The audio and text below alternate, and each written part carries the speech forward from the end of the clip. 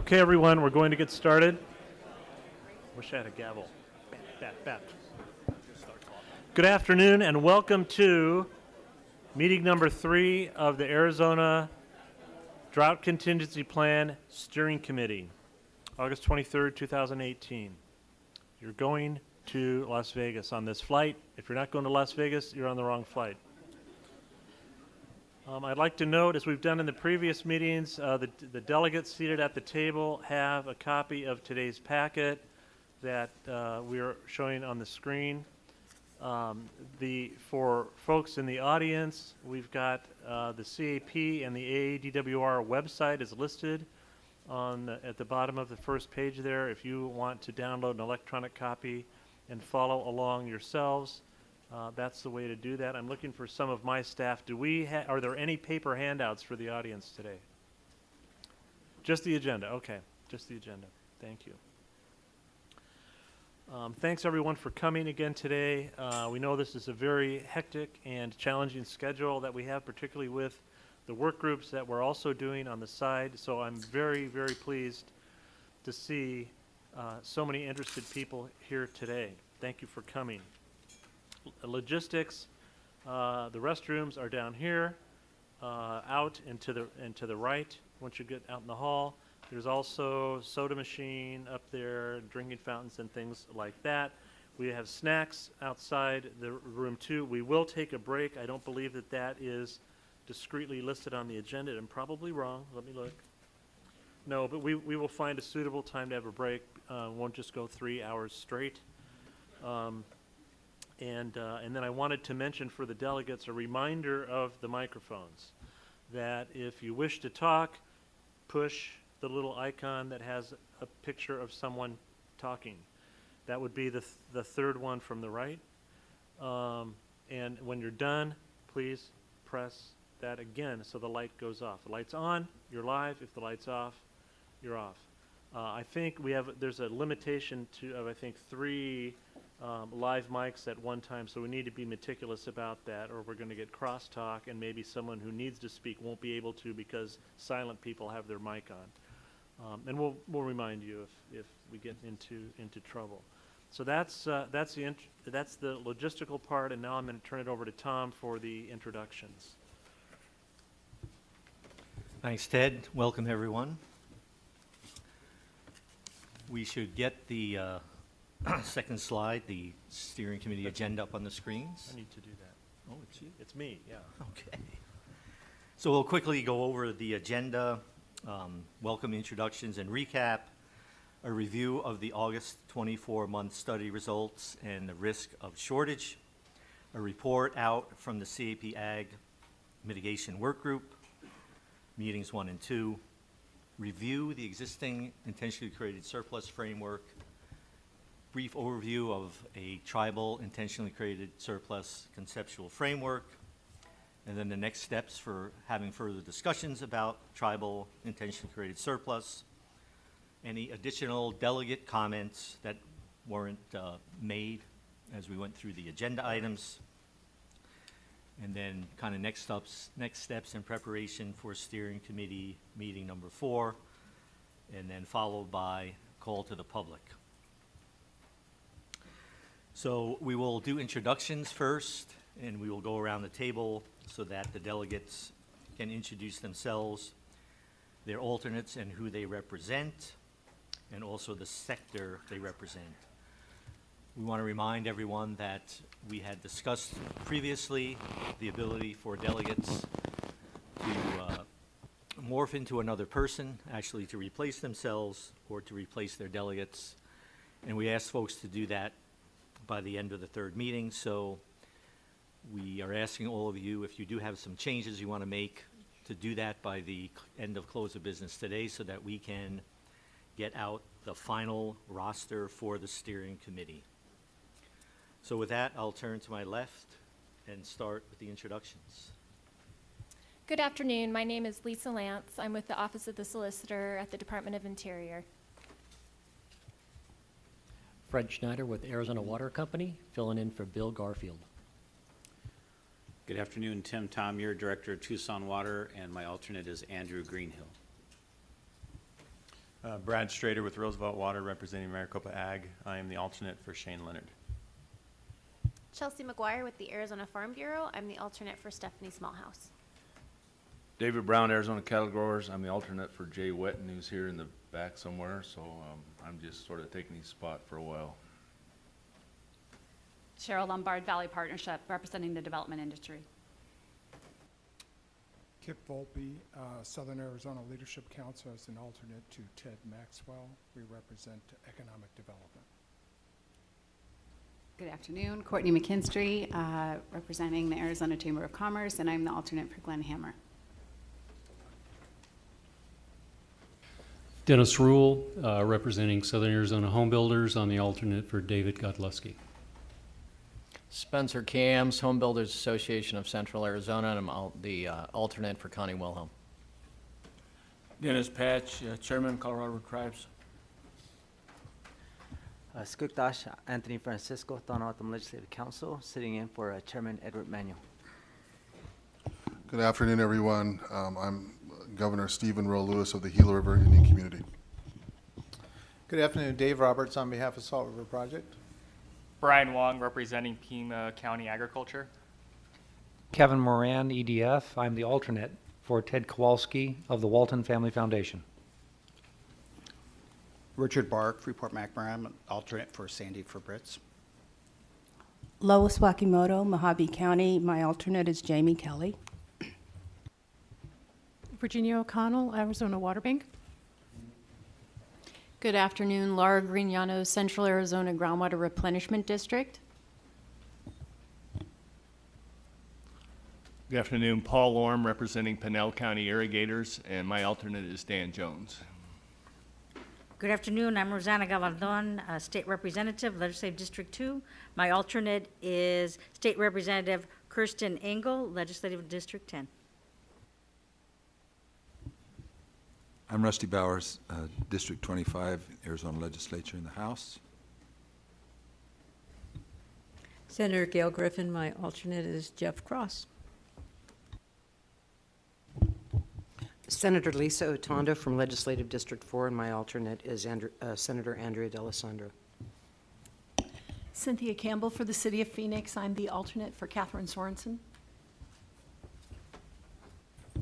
Jolson, Metro Water District. My alternate is Wally Wilson. Good afternoon, Brian Biesmeyer, Director of Scottsdale Water, and my alternate is Kathy Rawl. Good afternoon. I'm Javier Sedovich, Director of Public Works, City of Goodyear. My alternate is Dan Cotterman. Wade Noble, Yuma Agriculture, Megan Scott.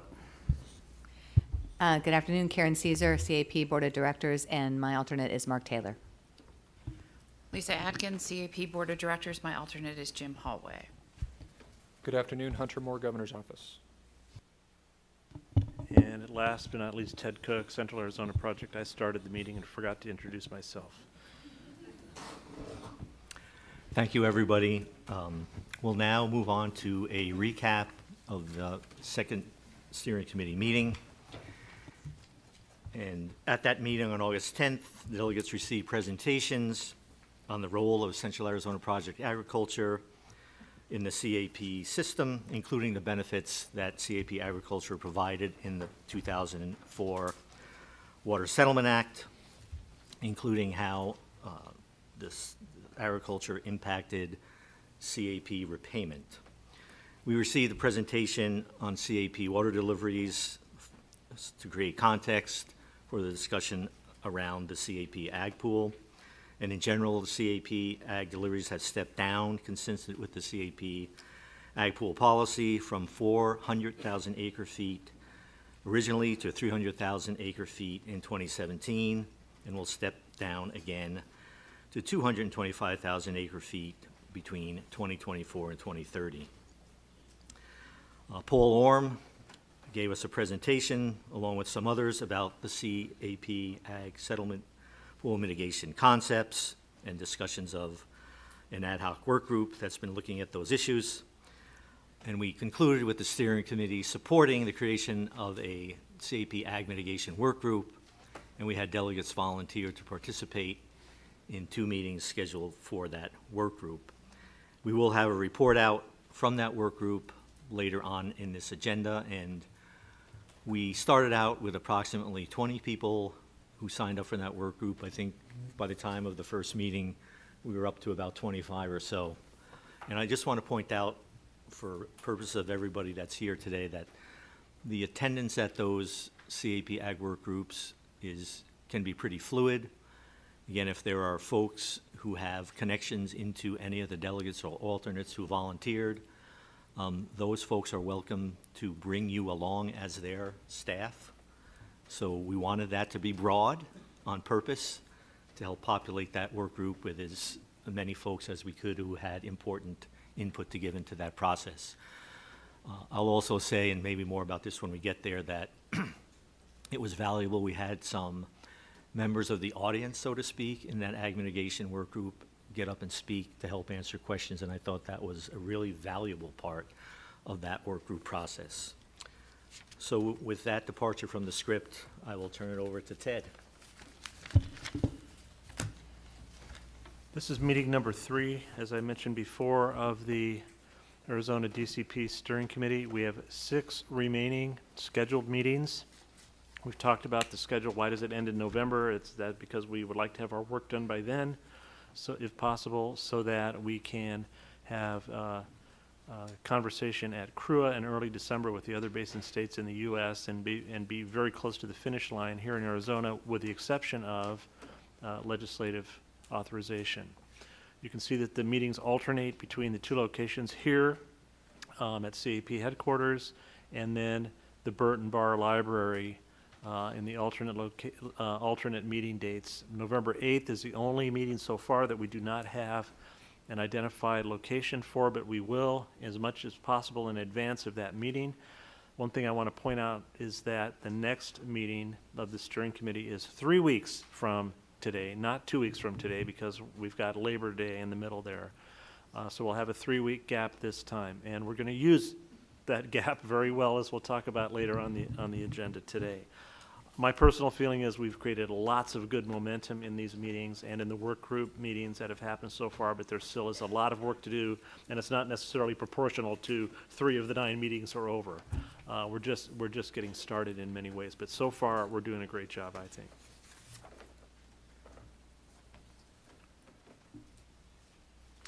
Now we'd like to introduce Steve Vinden from the Bureau of Reclamation. He is the head of the Boulder City office. Steve leads the group that operates the Lower Colorado River system. Many of you know Steve from his days as a contracting officer, working with you on CAP contracts and subcontracts. He's participated in many important programs in his time at Reclamation, including recently standing up the Pilot System Conservation Program in the Lower Basin. And Steve is here to help provide an overview for us of the recently published August 24-month study, and also the projections of risks in the 5-year probability tables based on a future without DCP. These data will clearly show growing risks in the system without DCP and how those risks increase going forward. I would like to, I'm going off script a little bit here, to acknowledge the fact that the Bureau of Reclamation jumped through some hoops to get this information to us about a week early at our request, specifically for this meeting. So I'd like to thank Terry Fulp and Steve very much for getting that done. Steve, there he is. Poof. Thank you, Ted, and we appreciate the opportunity to share an update on hydrologic information that will hopefully set the stage for the discussions today. I have 4 slides to go through, probably about a 10-minute overview. The first slide, many of you recognize this slide. It shows the operating tiers for Lake Mead and Lake Powell from the 2007 interim guidelines. And when we going through the annual operating plan process, we use the results from the August 24-month study. We project what the January 1 elevation of Lakes Mead and Powell are going to be on January 1, and then based on that elevation and this particular framework, we established the operating tiers for the following year.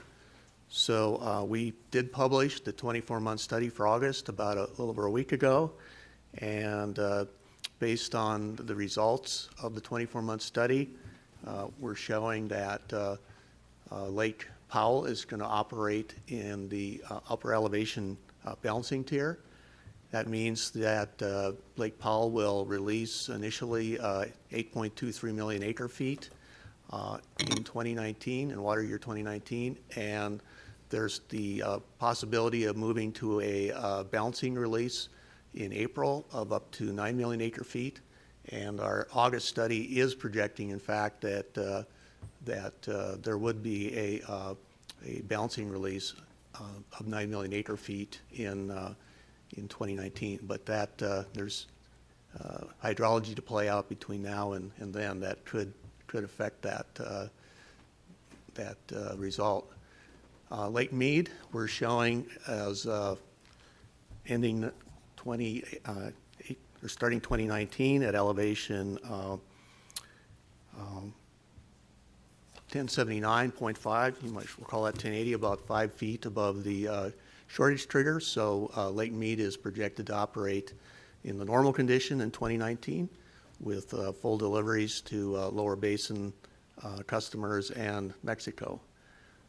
The results of the 24-month study, these results will be memorialized in the 2019 annual operating plan that we're going to be wrapping up later this year, and we have the final consultation meeting on the annual operating plan on September 13th in Salt Lake City. Next slide, please. Many of you seen these types of charts before that show for the 24-month study the range in lake levels that could occur under three hydrologic scenarios. Those scenarios are the most probable hydrology scenario, which is kind of a median hydrology scenario, and it's bounded by a good hydrology, which we call the maximum probable scenario, and then there's the minimum probable scenario reflecting a poor hydrologic situation. So the most probable scenario is the one we do use for tier determinations. As you can see, now I'm going to kind of talk to the right side of that yellow line, which is 2019, calendar year 2019.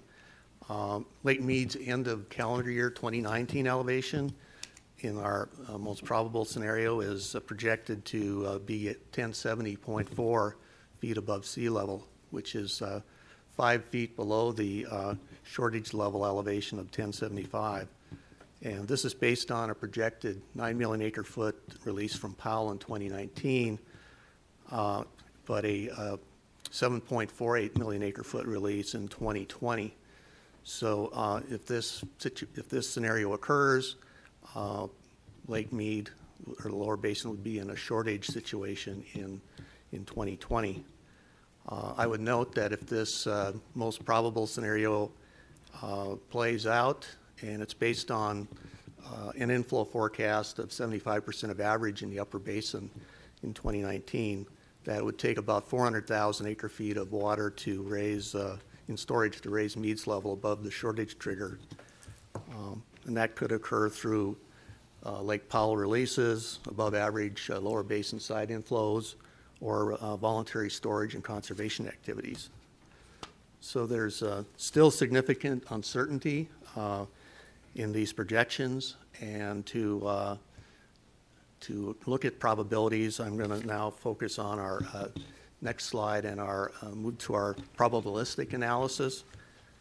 Before I go there, though, maybe just a few assumptions about what's entailed in this probabilistic modeling approach that go into the slide after this. But we take the projected January 1 elevation from the August 24-month study, and we use that as the initial condition for running our long-term planning model, the Colorado River Simulation System.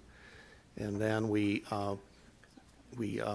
simulate the reservoir conditions operations in the future using 110 hydrologic inflow sequences from the full 100-year period of record.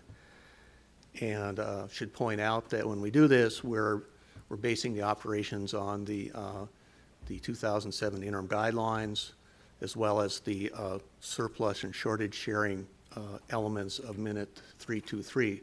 But we are not modeling DCP operations, nor are we modeling the water contingency or scarcity contingency plan that's in Minute 323. I might point out, I believe at a prior meeting, we did share some modeling with the Ag Mitigation Work Group, and that modeling also contained probabilities of future conditions in the basin, but there were different assumptions involved in that modeling. It was based on stress test hydrology, which includes a drier period, 1988 through 2015. And also, that modeling was based on a full DCP, as well as the water scarcity contingency plan for under Minute 323. And I would just point out that the stress test hydrology, on average, it's about 90% of the long-term average of 14.8 million acre feet. That's the 110-year period of record. Moving on to, I'll call it the grand finale table that shows the updated results. Many of you are aware that we update this table at least twice a year, January and August, and sometimes we do it in April and in other months when there's a significant hydrological change that we want to look at. So we published these results today. They were sent out to a broad group of stakeholders. And looking at the lower basin, Lake Mead's, in the lower basin, there's a 50% chance of a lower basin shortage in 2020. The chance increases to 65 to 70% in 2021 through 2023. I would point out that you may recall in April when we did this analysis, the chance of a lower basin shortage in 2020 was 52%, so it increased by 5%.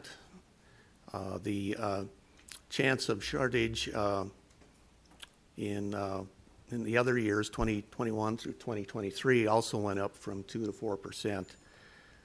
The first chance of a level 2 shortage condition is 2021, and the first chance of a level 3 shortage condition is 2022.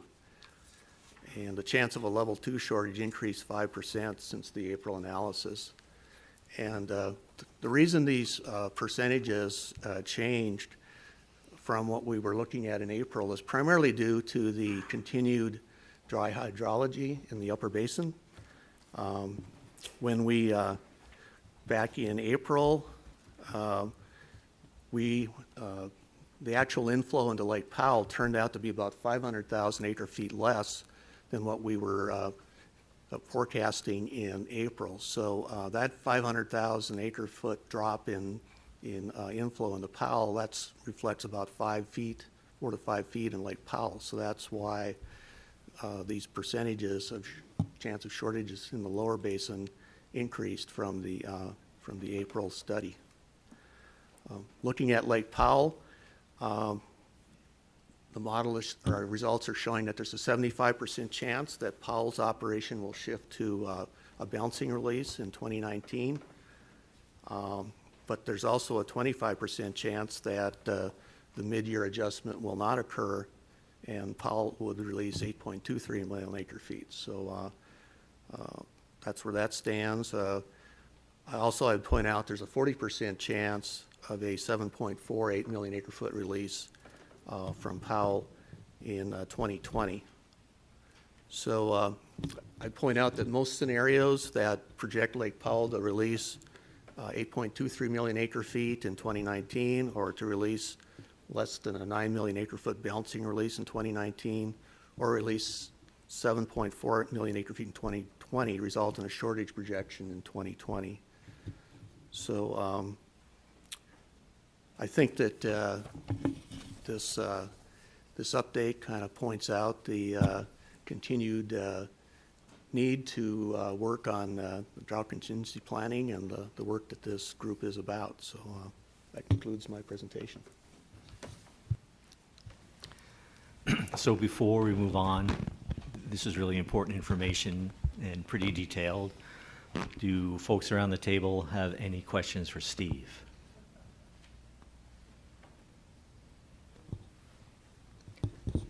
So Steve, I do have one question. So there's substantial volumes of water, intentionally created surplus or Mexico's water in Lake Mead.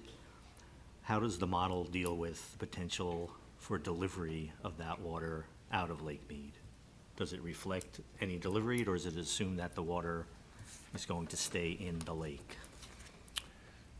Well, at least I know in our 24-month study model for 2019, we're projecting about 50,000 acre-feet of ICS to be created. I'd have to check on in terms of the long-term model, how that incorporates that, and let you know. All right, thanks. Anyone else with questions? If not, I think we'll turn it back over to Ted. Thanks. Thank you.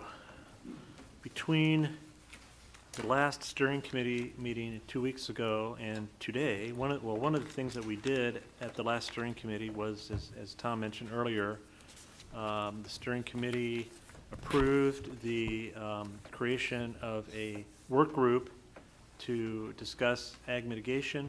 That group has met twice since the last steering committee meeting, once on August 15th, once on August 21st. As Tom said, at the last steering committee meeting, we had more than 20 delegates or alternates sign up to participate on that panel. We had 2 or 3 more join after the fact, and we had a room full of people both times, both at the meeting at ADWR and the one here, to round out that discussion. The group will need to meet at least one more time, because we are not done yet. We made lots of good progress in those 2 meetings.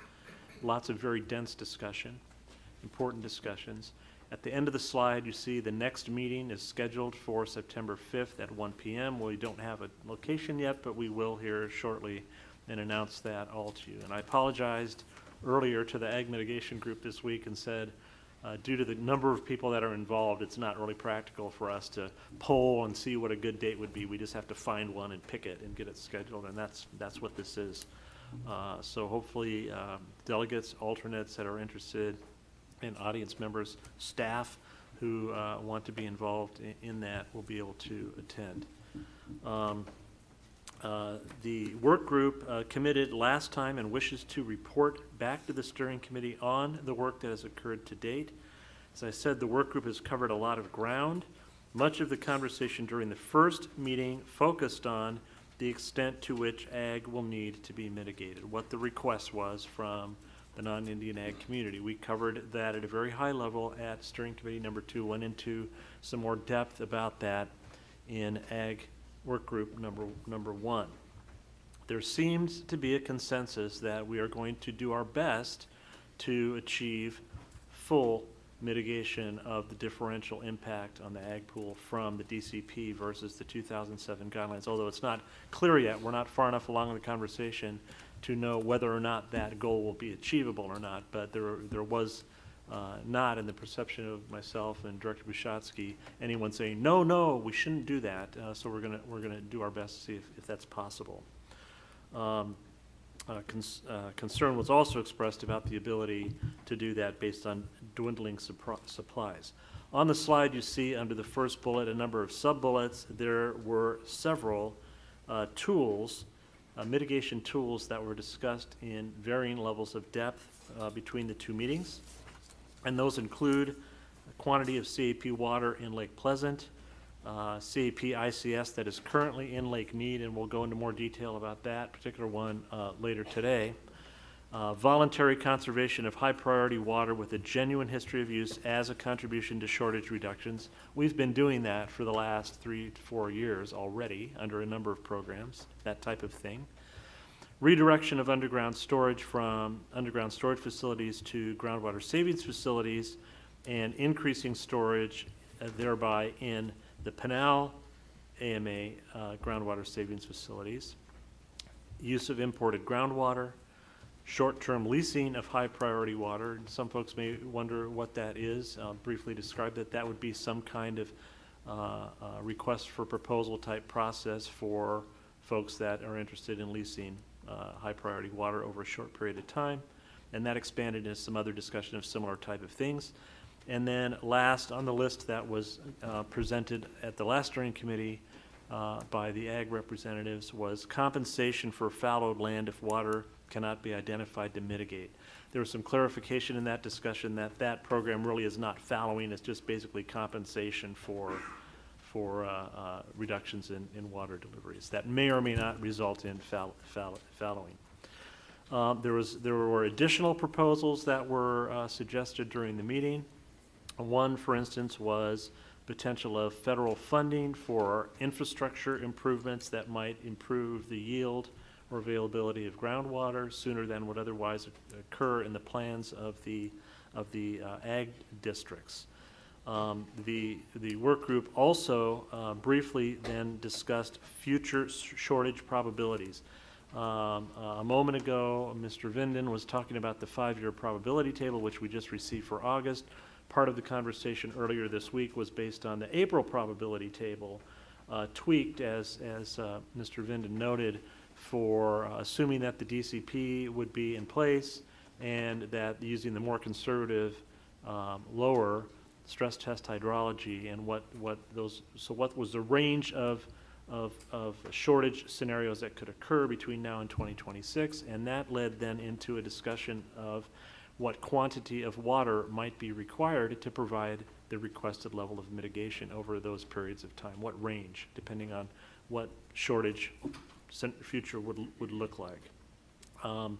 There's still is a lot of work to do to refine those discussions and kind of marry those two pieces. What are the resources we have and what are the needs that we have to meet, and how do those two things fit together? That will be primary focus of the third meeting.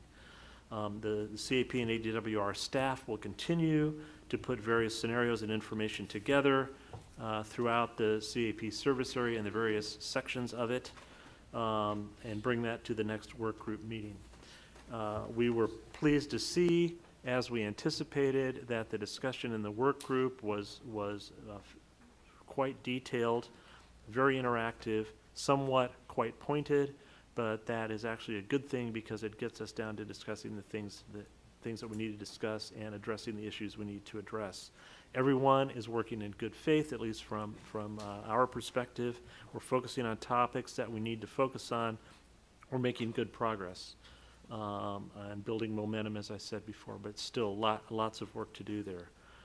Even though the work group has not yet reached consensus, we are making progress, I believe, toward that point. And I'm speaking now just for myself. I believe there's a solution in this space that we have identified, and I hope to see that emerge. Would any of the delegates who were there, and it's half the people sitting here today, have anything that they would wish to add to that summary? Go ahead. Dennis? Thank you, Ted. First, just a statement. I believe it was at the first Ag Mitigation Workgroup meeting that Spencer Camps, on behalf of Central Arizona Home Builders, said that they supported full mitigation for ag.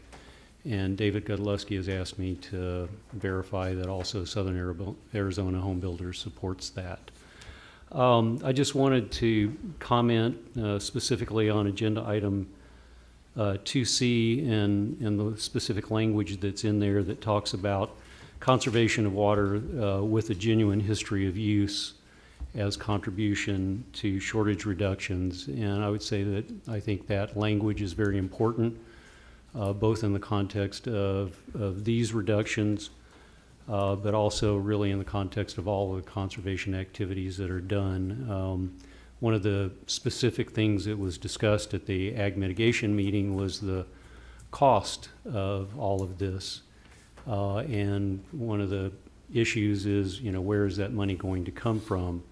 So I would just say, in particular, you know, if, particularly for compensated conservation, if money is being spent on water that actually would not have been used, and yet the party that is giving that up supposedly is being compensated, not only does it not actually achieve conservation, but it has ripple effects, again, because of the availability of a limited supply of money to pay for that, so it impacts other parties also. So I would suggest that that be something that is discussed about all of these proposals. Very specifically would be verification and reporting criteria to basically demonstrate to everyone in Arizona that the water that's being compensated for conservation is actually water that would have been used absent the conservation.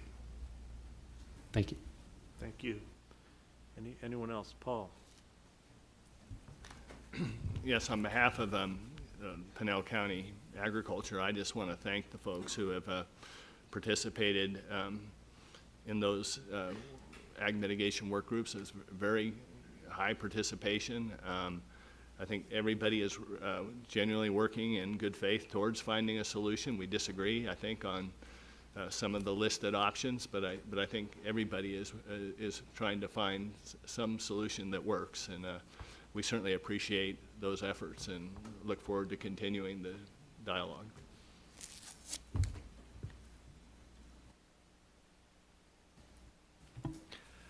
Thank you, Ted and Tom. Maybe just two observations to round out the report.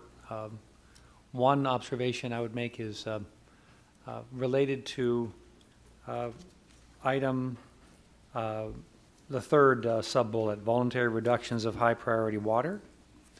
I think that part of the discussion, which was robust and detailed on this point, talked about voluntary conservation that could produce water for CAP ag mitigation. It was a good discussion. There was also part of the discussion that really talked about conservation that was intended for being part of either the pilot system conservation program or a successor program which produces system water for the health of the system in Lefton Lake Mead. So I just wanted to point out that those are distinct potential activities, both of which could have value in an overall plan.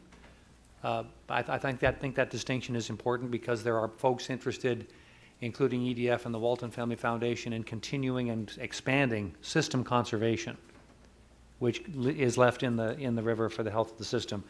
That's not to say that that there might not be compensation that could become available, voluntary compensated conservation, to benefit a mitigation pool for CAP agriculture. I think those are two potentially both beneficial activities.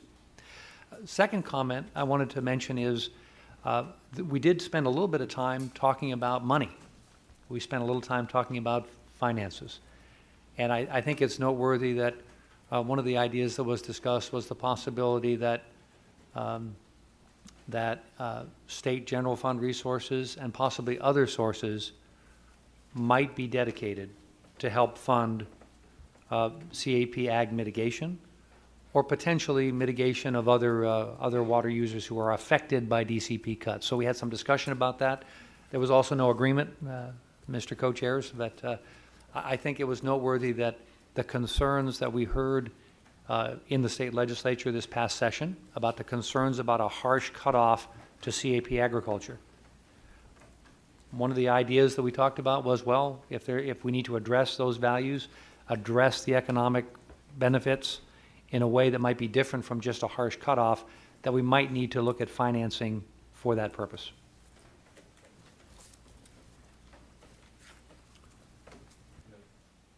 Cool. Dave. I wasn't able to attend the last meeting, but I just wanted to put it on the record that Arizona Cattle Growers strongly supports Pinell Ag in their efforts to receive full mitigation, and specifically we believe that the first two bullet points, Lake Pleasant and ICS and Lake Mead, are viable options. Thank you. Cheryl. I guess just at the next mitigation meeting, if we can, I assume we're going to update the tables we receive with that new information. I don't know, were you going to talk about that in terms Yes. of what full mitigation means then? Yes. Okay. You're referring to the scenario 1, 2, and 3 of quantities, shortage tiers, and probabilities. Yes, table 1, 2, and 3.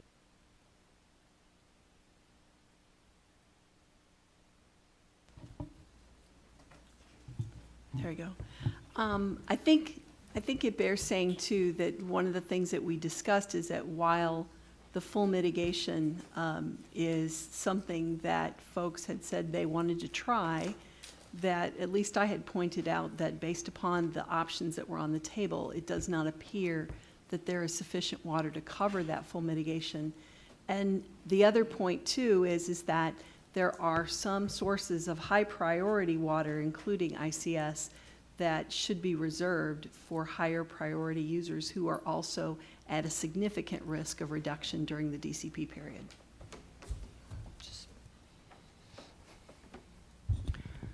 So Cynthia, I want to address that comment a little bit, and here's my kind of catch-22 problem.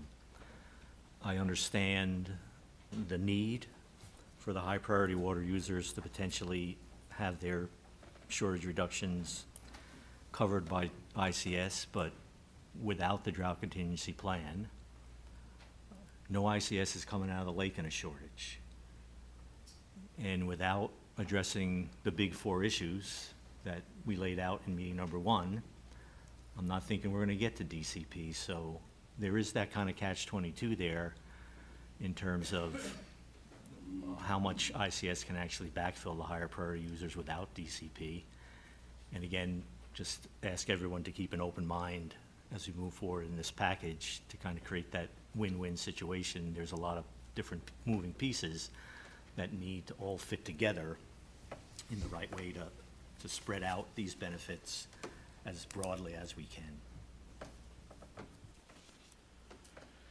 Anyone else on this recap of the ag mitigation discussion so far?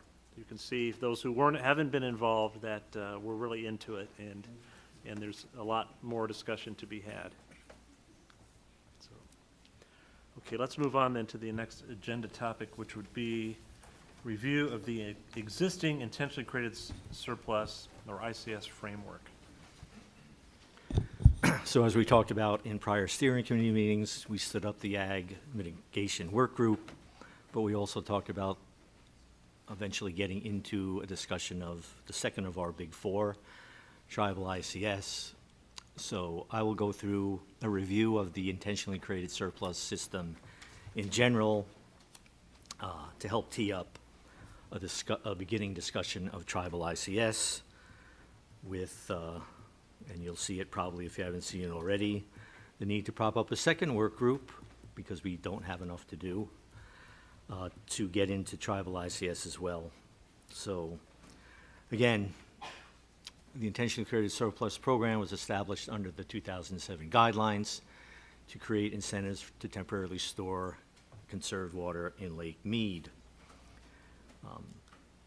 As we already heard, the creation is by Colorado River contractors through verified reductions in existing beneficial use of Colorado River water. And we've heard a couple comments already about how important that bullet is. And then the conserved water can be stored temporarily again in the lake for later release and use. So the program does require that verified reduction to existing beneficial use, and the program is operated by Bureau of Reclamation as part of their duties as the water master in the lower basin and as the water accountant for the lower basin. And Steve Vinden and his water accounting group does administer this program for reclamation and does all the accounting for this program.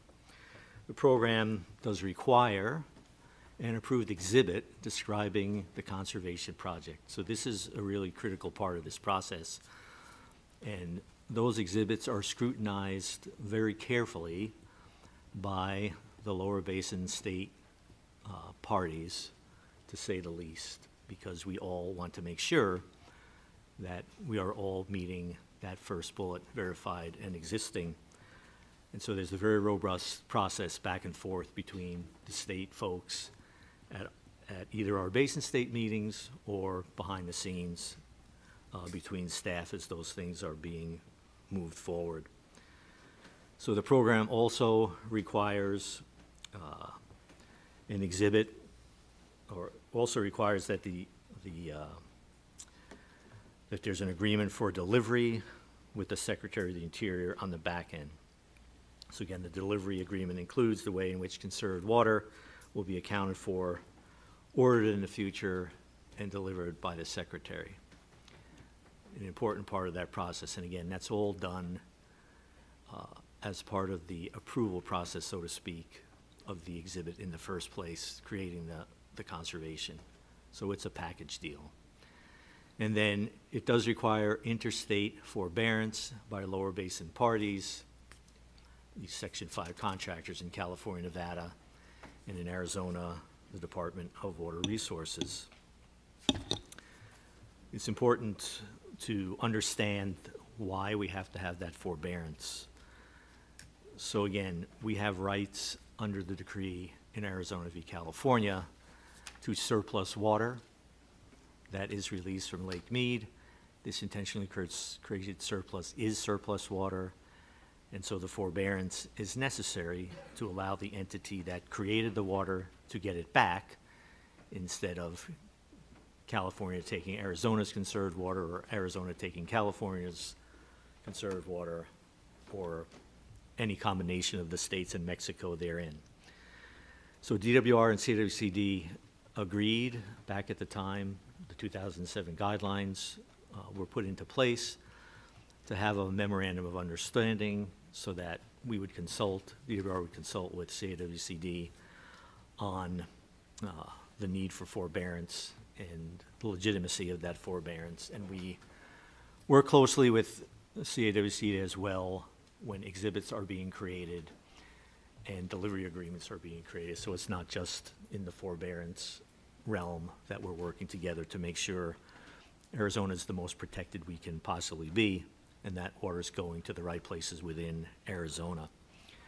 I'll also point out that one of the discussion items in the drought contingency plan among the lower basin states has been, at the time of the signing of the drought contingency plan, additional exhibits beyond those which have already been approved between the states are going to be on the table for approval.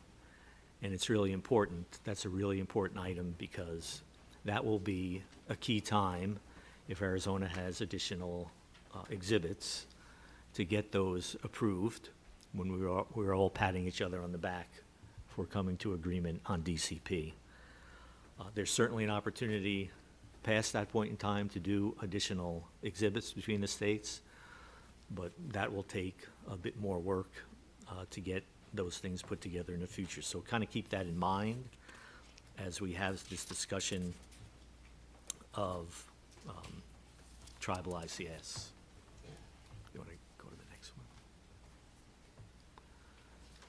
So again, the guidelines do impose limits on the annual ICS creation and delivery volumes, and establish a maximum limit in Lake Mead. So the limit for Arizona on annual creation is up to 100,000 acre feet. On annual delivery, 300,000 acre feet. And then the total accumulation is 300,000 acre feet. So again, one of the benefits of DCP is that the total accumulation can go up from 300,000 acre feet to 200,000 acre feet to 500,000 acre feet. The same would hold true for Nevada, the same would hold true for California. So we also have a kind of arcane provision in the DCP on the creation side that, for example, if Arizona in a year wanted to create more than 100,000 acre feet, and California or Nevada had room within their creation limit that they weren't going to use, we could borrow it from them by agreement, voluntary agreement, in a given year. So that creates some more flexibility, a very important part of the drought contingency plan. So again, to date, and the way the 2007 guidelines intentionally created surplus to be used, was on a first come, first served basis. It was clear at the time the guidelines were created that CAWCD had an ability to create ICS, that and others on the river had the ability to do intentionally created surplus. But so far, CAWCD has been the only entity to create ICS in Arizona.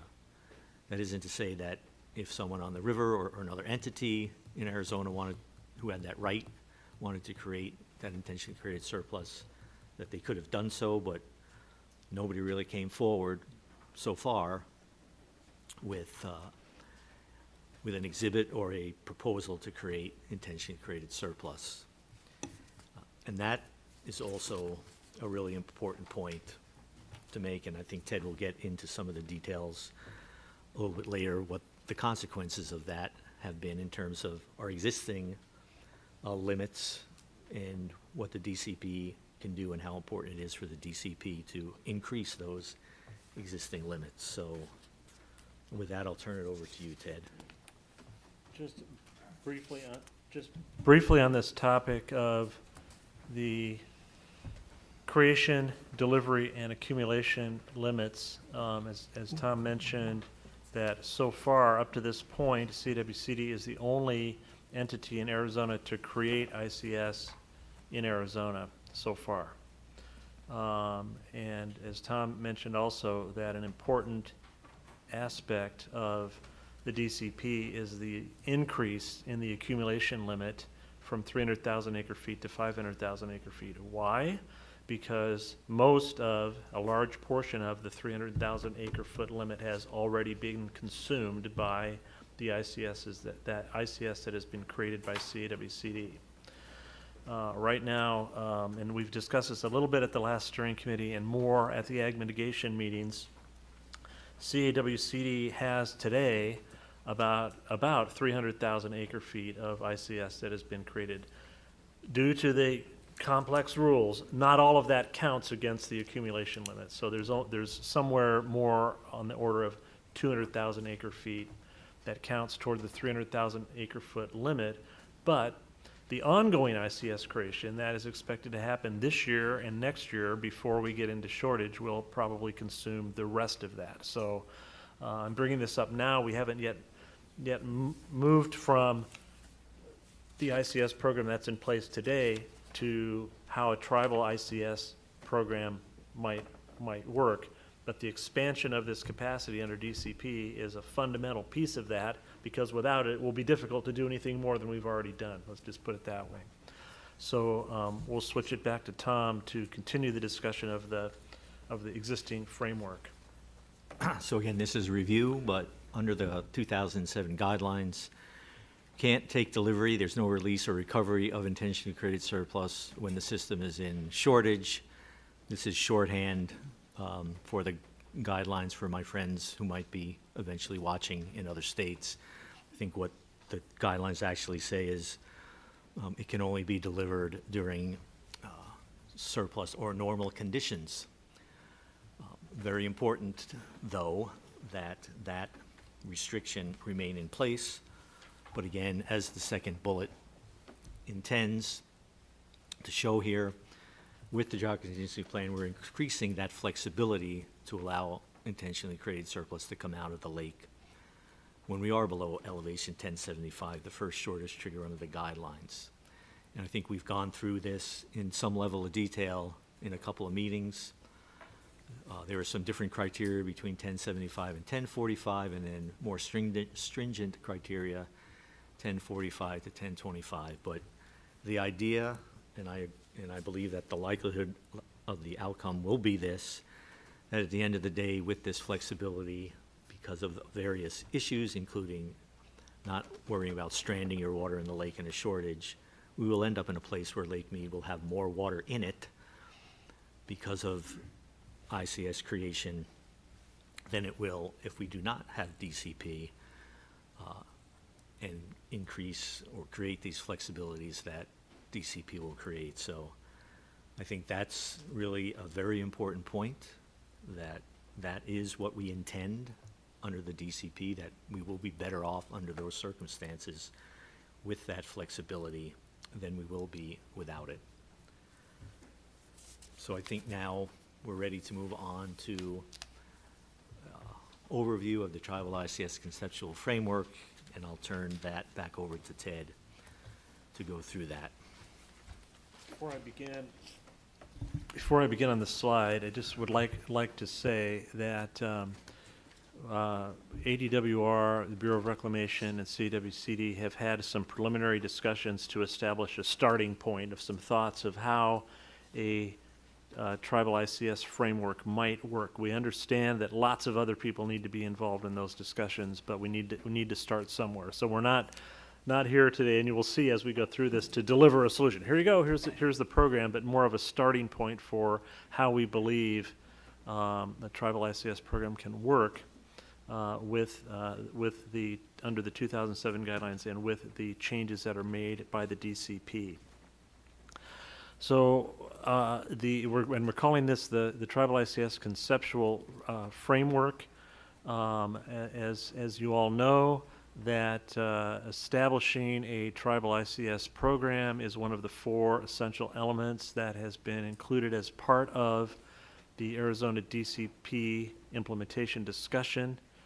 An ICS by CAP settlement tribes, and as well as on-river tribes, we believe is a necessary element to make DCP work in Arizona. Intentionally created surplus is a potential tool to mitigate the impacts of the DCP on CAP users. So not just the impacts on the tribal participants in a tribal ICS program, but a tool for everyone else as well, to make other things that we need to do work.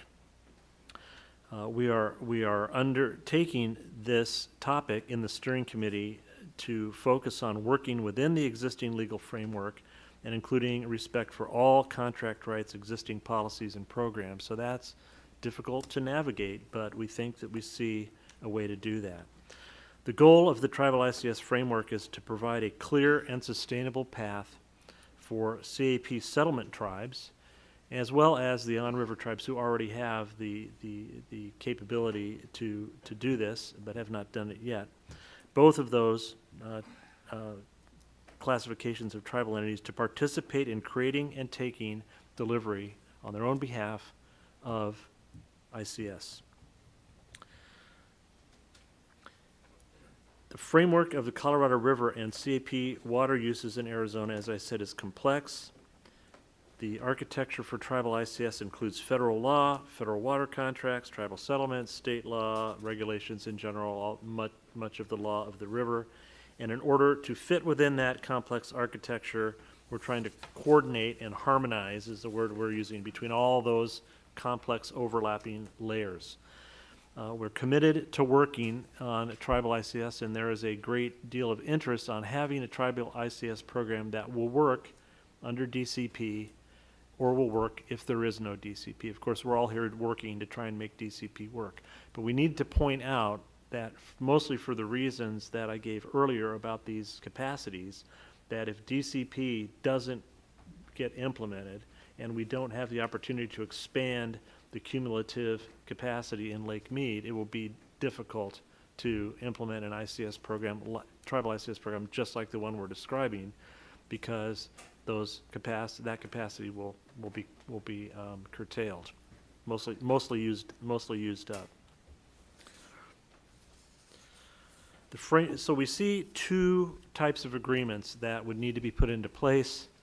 One of them is what we're calling a framework agreement for the Arizona ICS program. It would be kind of a comprehensive agreement between Secretary of the Interior, ADWR, and CWCD, and the involvement of those 3 basically because of each of our key roles in the many aspects that I just reeled through as far as contracts, authorities, and so on and so forth. The term of the tribal ICS program would be consistent.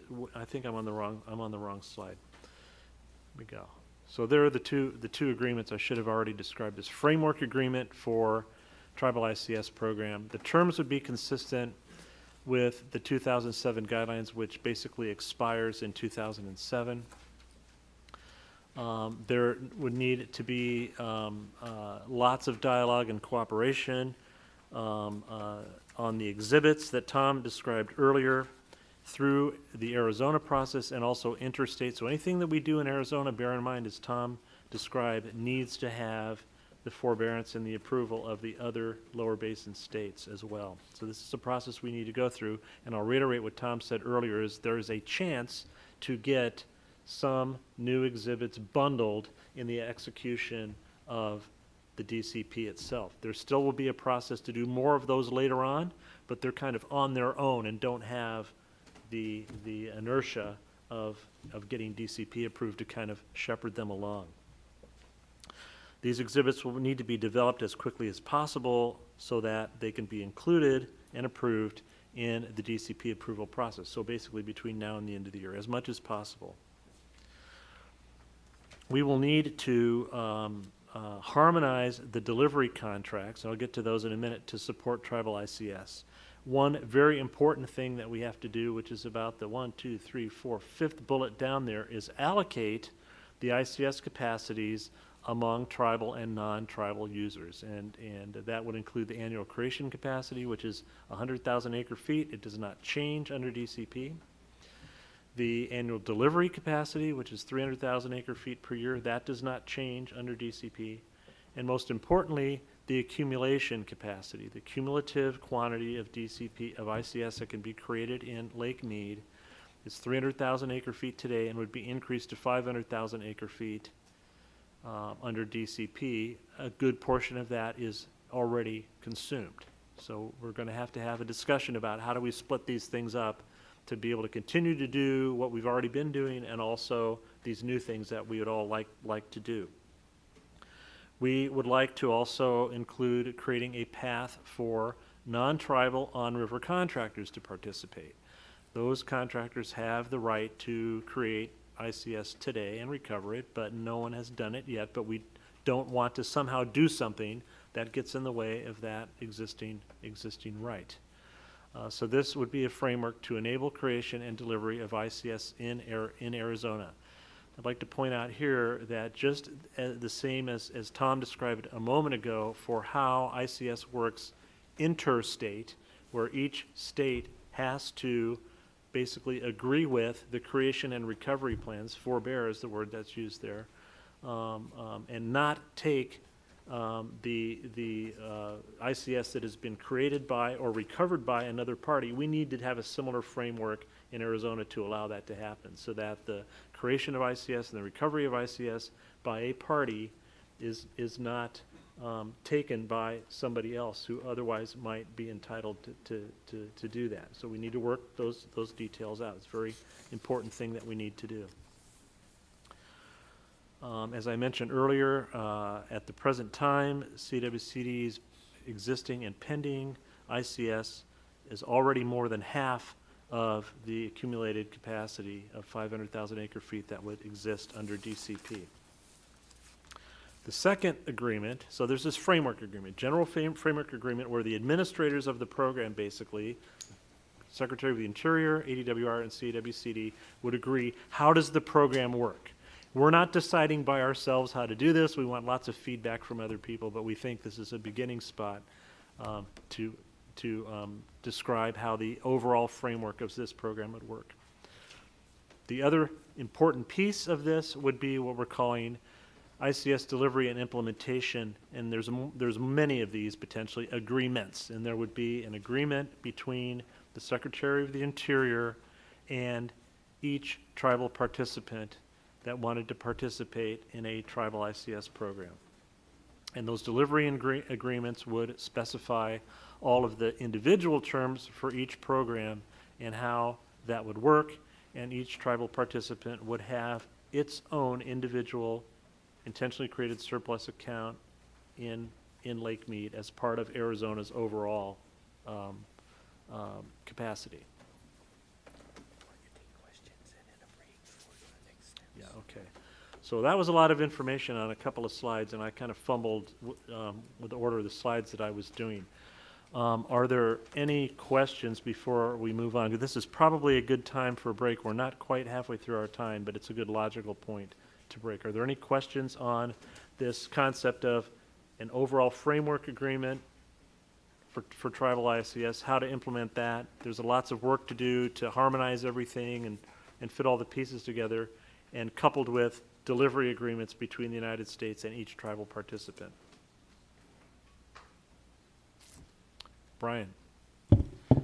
The 500,000 total accumulation, where did that number come from, and how does that compare to other states that can create ICS?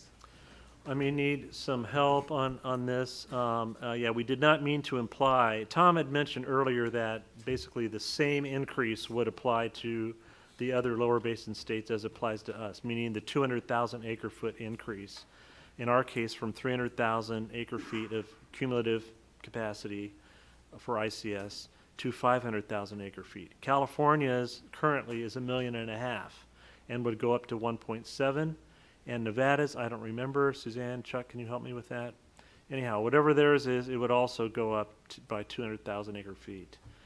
And where the total of 600,000 acre feet, more or less, came from some, and Steve, maybe you can help with this a little bit or not, or Lisa, came from some modeling basically about how much unused capacity in the modeling of the ICS capacity pools under the 2007 guidelines was still available without getting outside the bounds of the EIS NEPA type evaluations as part of the 2007 guidelines. And the parties felt comfortable there was around 600,000 acre feet of additional ICS storage capacity that we could do collectively as lower basin states without running afoul of the environmental constraints.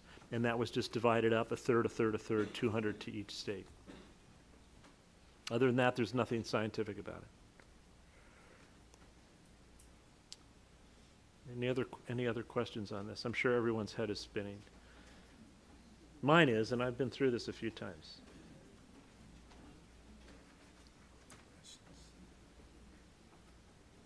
Okay.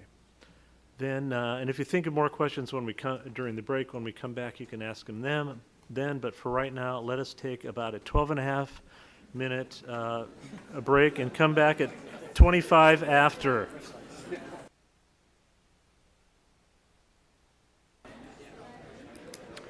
Before we move on, we would like to ask the delegates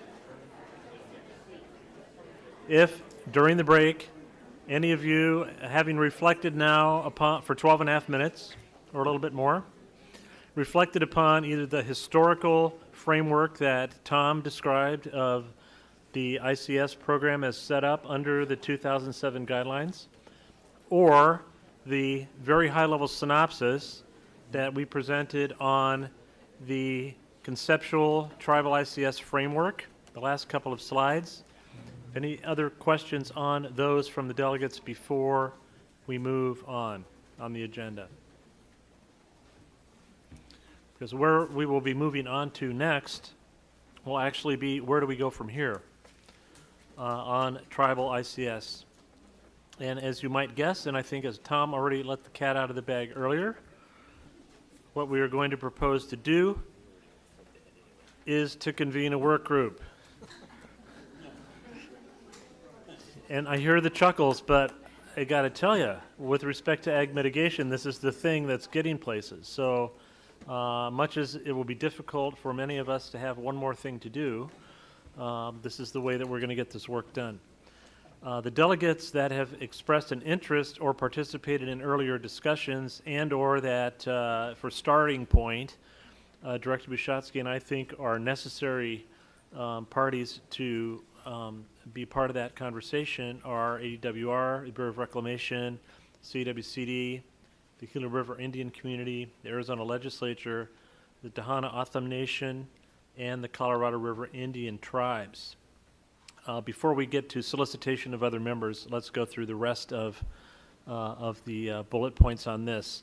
We will have similar ground rules to what we have done with the ag mitigation meetings. They are not public meetings, but we have a commitment, as we demonstrated today, to report the proceedings back to this committee in the open session, with the opportunity for the other participants in those meetings to also add to the conversation on that, and also an opportunity for public comment. So later today, and before we end this meeting, we will also ask for general feedback and comments from the audience on any of the topics that we've discussed today, including ag mitigation and tribal ICS. The scope of the work group will be to review the framework concept and build upon that, the framework concept presented today, and identify an approach to discuss with the steering committee members. We've got 2 meetings established for that so far as a beginning. One of them will be a week from tomorrow. It will be 9 a.m. It's the Friday before Labor Day, which is generally an awful day to have a meeting, but we're using every scrap of time we can find. But we did put it in the morning rather than the afternoon to give folks more flexibility before the holiday weekend. Meeting number 2 will be September 10th at 1 p.m. Location will be announced later, and I'll remind you that the number 3 meeting of the ag mitigation team is on September 5th, in between these 2. So bear that in mind for those of you who like to be involved in a lot of things.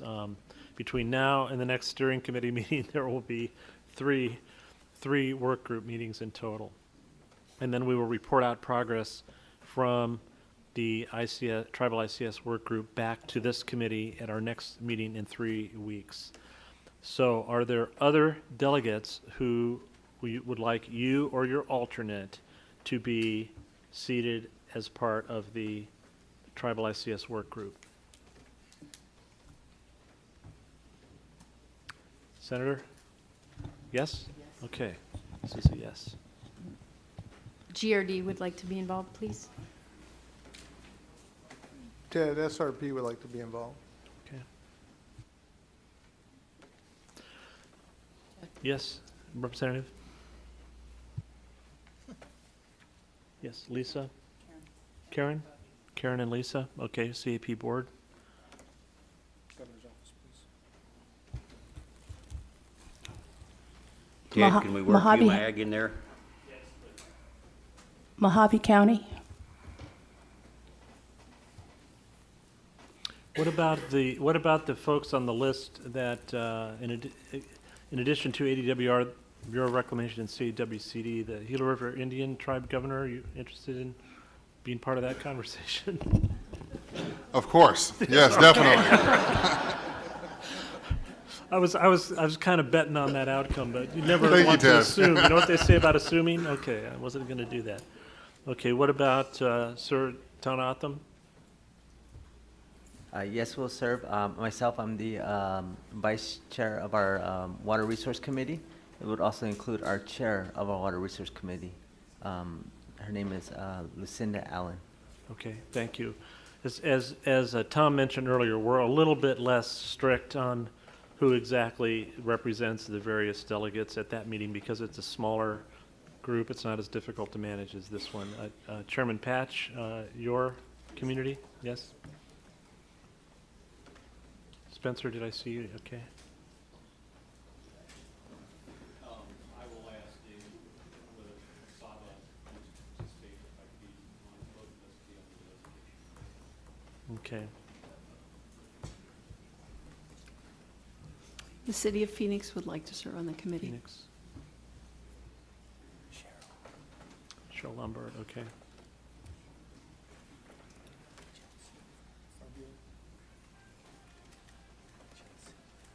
Okay.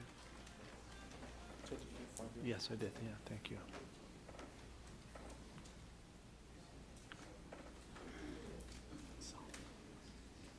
Yeah.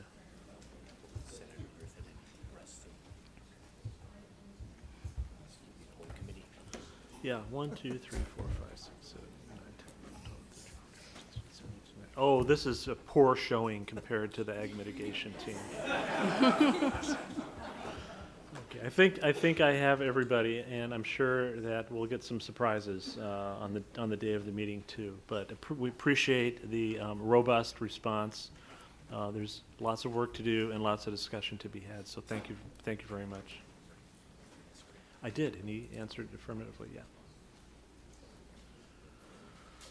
Okay.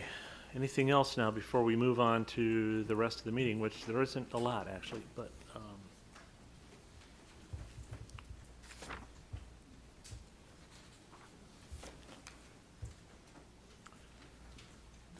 Is it you? Yeah.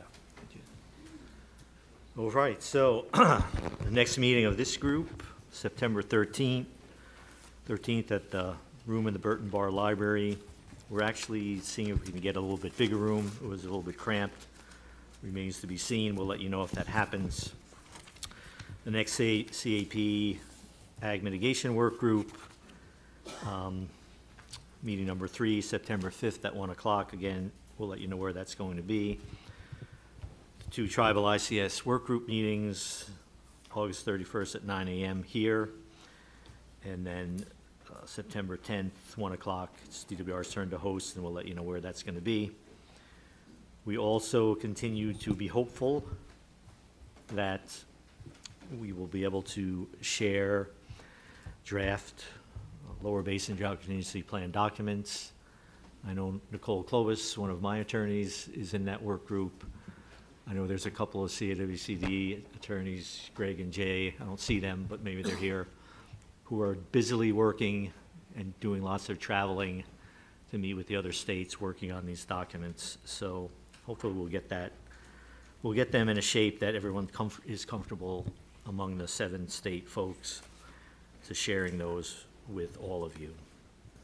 At the next meeting, we hope to do a progress report again on the Ag Mitigation Work Group.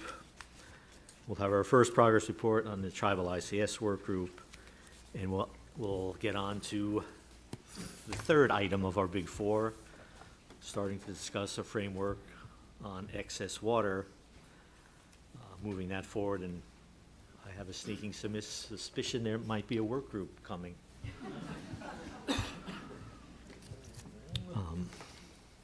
So with that, I think we're ready for call to the public. Call to the public. So do we have microphones? Okay, here's a gentleman over here, Tony Staffaroni with a microphone. Please identify yourself before you ask your question or make your comment. Yeah, okay, thank you. My name is Stanley Rios. I am a member of the Tohono O'odham Nation, and I have allotments in the Santa Vera District. Just a few comments here very quickly. I would like to see the rest of the tribes in the state of Arizona be represented on the committee. Ask that you take that into consideration, because I think it affects them as well.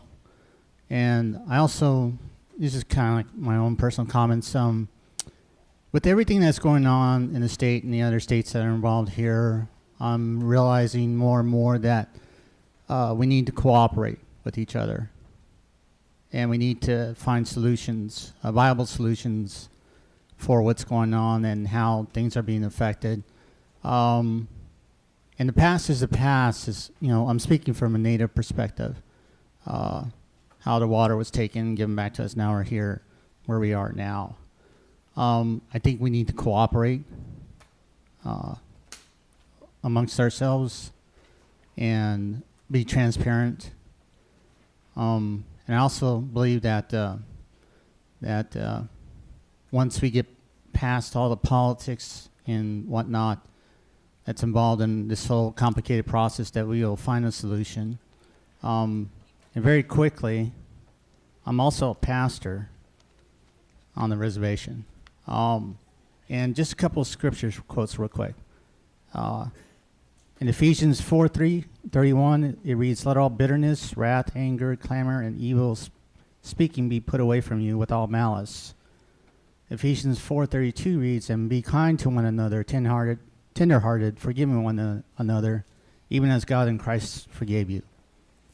And so, let's work together, find viable solutions, put aside the politics, because the water system, we all need it.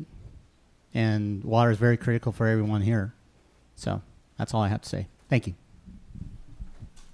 Thank you.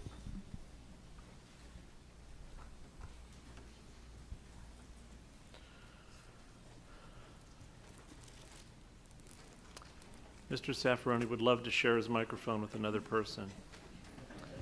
And we have 77 minutes remaining.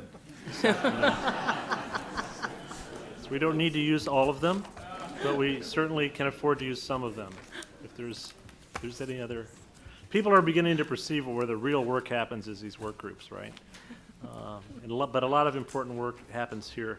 So while we're using up our spare time, I would like to actually take this opportunity to acknowledge that there have been a number of what the term that I use for them are organic work groups that have occurred outside of the steering committee, where groups of folks, delegates, and other people from either their region or their sector are meeting. This was part of the clever design that Tom and I put together in the first place, hoping that this was going to happen. And it actually is. And so those folks who have led those things, those folks who have participated in those things, it's an important piece of making this all work, and gets back to what this gentleman just said a moment ago of working together is a noble concept, but unless we do it, we're not going to really produce any results. So thanks for those folks who have been doing that too.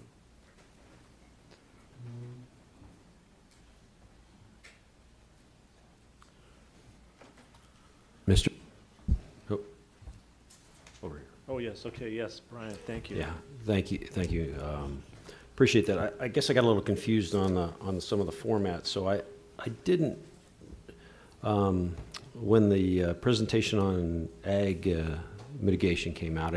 I didn't comment on, but I do feel obligated to make some statements because you're in a work group and you're bringing us back to the larger group.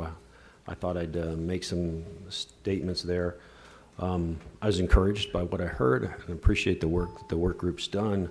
But I do echo what the city of Phoenix mentioned as far as full mitigation. I think it depends on how much water is available, and that's a nice thing to say, but if the water's not there, a full mitigation may not be possible. I'd also say that I'd emphasize the voluntary part of all these measures, and there was a redirection of underground storage to USFs and GSFs, and we can support that on a voluntary basis, but there's some critical USFs that we have that we need to run within the city of Scottsdale, and they need to continue to run. And then the resources for infrastructure for local groundwater, I think, is great, and I'd like to support the ag community's ability to provide water themselves, as I think ultimately, as the shortages, if the shortages continue as some of the models show, we're going to get there where I don't think there will be any water available. I hope not. I hope we save that water. But I did want to just express that we are monitoring that, and I appreciate the chance to talk. Thank you. And just a partial comment to your comment. Some of these additional scenarios and so forth that we referred to, that the staff, CAP and ADWR staff will be working on, we're going to try to get our hands a little bit around that's a key component, is how much water, how much money, and what is our target for mitigation has to come together for a solution to occur. And we're going to try and do some more of that at the next ag mitigation meeting. Better define some of those things. We did not have a discrete agenda stop for delegate comments on any of these. Lots of opportunities to ask questions on the individual topics, but we did not go around the table or anything like that. But we do have time for that if we don't want to leave anyone out to comment on or offer other observations on this process from the delegates. Tim Tom there. Mr. Chairman, just a quick comment. Although Tucson does not feel the need to participate in the tribal ICS work group, we did want to express our continuing support for the concept of tribal ICS and hope that comes to a successful conclusion.